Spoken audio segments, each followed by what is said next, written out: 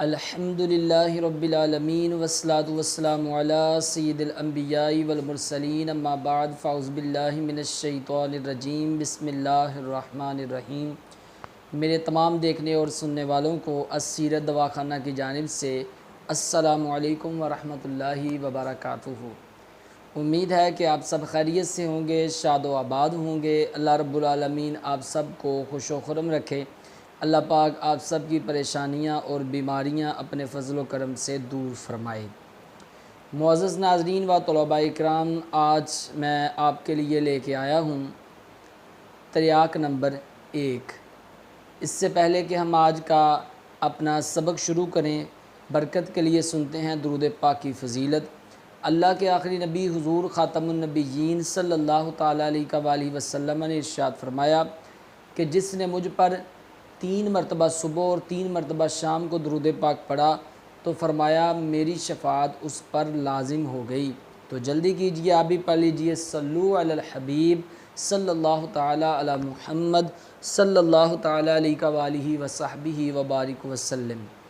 اور ساتھ ساتھ میں جنہوں نے ابھی تک میرے چینل کو سبسکرائب نہیں کیا وہ میرے چینل کو سبسکرائب فرما لیں، بیل آئیکن گھنٹی کا جو نشان اس کو دبا کر آل پہ کلک کر دیں تاکہ میری ہر آنے والی نیو لیٹسٹ ویڈیو آپ کو آسانی کے ساتھ جو ہے وہ مل سکے۔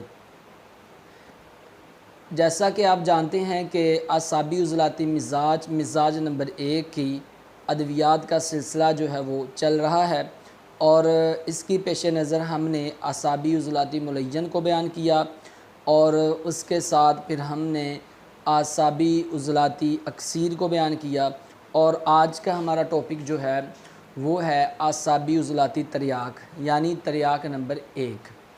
معزز طلباء کرام و ناظرین کرام، جیسا کہ میں اپنی ہر ویڈیو میں کہتا ہوں کہ آپ نے سب سے پہلے کوئی بھی دوا جب کسی کو دینی ہے تو آپ نے اس مریض کی تشخیص جو ہے وہ درست کرنی ہے، کیونکہ جب تک آپ درست تشخیص نہیں کریں گے اس وقت تک آپ کوئی بھی دوا کسی مریض کو جو ہے وہ نہیں دے سکتے۔ اگر آپ تشخیص کے بغیر دوائی دیں گے تو پھر وہی بات ہوگی کہ نیم حکیم خطرہ جان۔ تو اس لیے ایسے حکماء ہمیں نہیں بننا، ایسے حکیم ہمیں نہیں بننا۔ ہم نے مزاج کی تشخیص کرنی ہے، نبض کے ساتھ تشخیص کریں، یورین ٹیسٹ کریں، اور اس کے ساتھ ساتھ آپ مریض کی آنکھوں کو دیکھیں، مریض کی زبان کو دیکھیں، اور مریض جو ہے اس کے یورین کے بارے میں معاملات لیں، اس کی تمام علامات جو ہے ان کو دیکھیں، اور اس کے بعد آپ فیصلہ کریں کہ اس مریض کا مزاج کیا ہے اور میں نے اس کے لیے تجویز جو ہے وہ کیا کرنی ہے۔ اور آپ نے تحریک کو دیکھنا ہوگا کہ تحریک جو ہے وہ مشینی ہے، کیمیائی ہے، تو آپ کو پتہ ہونا چاہیے کہ یہ تحریک جو ہے اس کا علاج جو ہے وہ کیسے کیا جائے گا۔ جیسا کہ اعصابی عضلاتی مزاج جو ہے یہ تحریک جو ہے یہ مشینی ہے، اور مشینی تحریکی ادویات میں آپ کے سامنے جو ہے وہ بیان کر رہا ہوں۔ تو آج کا ہمارا ٹاپک ہے اعصابی عضلاتی تریاک، یعنی تریاک نمبر 1۔ یہ بہت ہی زیادہ تیز تر دوائی ہے، بڑی جلدی اس کا اثر جو ہے وہ ہو جاتا ہے، اور اس دوائی کے جو اجزاء ہیں وہ آپ سن لیں۔ اس دوائی میں 3 چیزیں جو ہیں وہ ڈالتے ہیں۔ نمبر 1 پہ افیون اس میں ڈالتے ہیں، وہ آپ نے لینی ہے 1 ماشا، اور اس کے بعد آپ نے لوبان کوڈیا ہے، یہ آپ نے 1 تولہ جو ہے وہ لے لینا ہے، اور اس کے ساتھ آپ قند سفید یہ آپ 1 تولہ لے لیں۔ یہ تینوں چیزیں جو ہیں ان کو آپ کھرل کریں، اور آپ ان کو اتنا پیسیں کہ یہ سرمے کی طرح ہو جائیں۔ اس بات کو آپ یاد رکھیں کہ اس دوا کو آپ نے سرمے کی طرح باریک کر لینا ہے۔ جب آپ باریک کر لیں گے تو آپ کی یہ جو 1 تریاک جو ہے وہ تیار ہو جائے گی۔ اب اس کی مقدار جو ہے وہ کیا ہونی چاہیے، کیسے اس کو دینا ہے؟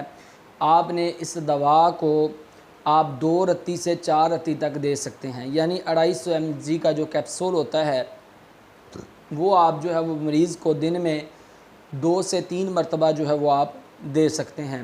بچوں اور بوڑھوں کو یہ دوا جو ہے وہ آپ ہرگز استعمال جو ہے وہ نہ کروائیں۔ اس بات کو آپ یاد رکھیں، یہ احتیاط کریں کہ بچوں اور بوڑھوں کو یہ دوا آپ نے ہرگز نہیں دینی۔ اب کون کون سی علامات میں آپ نے اس دوا کو دینا ہے؟ تو یہ دوا جو ہے بہت ہی زیادہ تیز ہے، جب تک زیادہ تکلیف نہ ہو اور جان جانے کا مریض کو خطرہ نہ ہو، یعنی کہ مریض کو بہت زیادہ تکلیف ہے، جان جانے کا خطرہ ہے، اس کا مزاج جو ہے وہ بھی 4 نمبر ہے، غدی عضلاتی ہے، تو اس صورت میں آپ یہ تریاک جو ہے وہ آپ دے سکتے ہیں۔ اعصابی دردوں میں بندہ جو ہے وہ مبتلا ہوتا ہے، اعصاب میں درد ہوتا ہے، کمزوری اعصابی بہت زیادہ ہو جاتی ہے، مریضوں کو اعصابی دورے پڑتے ہیں اور آپ مزاج کی تشخیص کرتے ہیں، تو پھر اس صورت میں جو ہے وہ آپ اس کو دے سکتے ہیں۔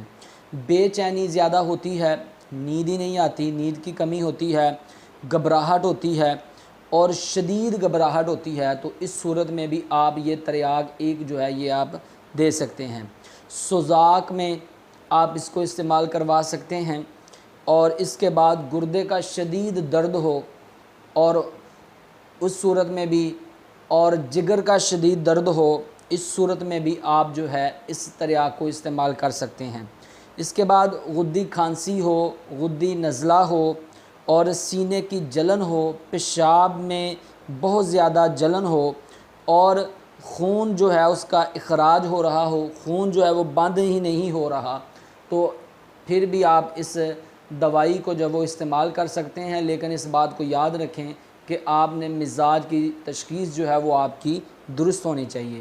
اور اس دوا کو آپ کن کن دوائیوں کے ساتھ ملا کے استعمال کر سکتے ہیں؟ اس دوا کو آپ ایک ملین کے ساتھ استعمال کر سکتے ہیں، اور اسی دوا کو آپ جوارش شاہی کے ساتھ جو ہے وہ استعمال کروا سکتے ہیں۔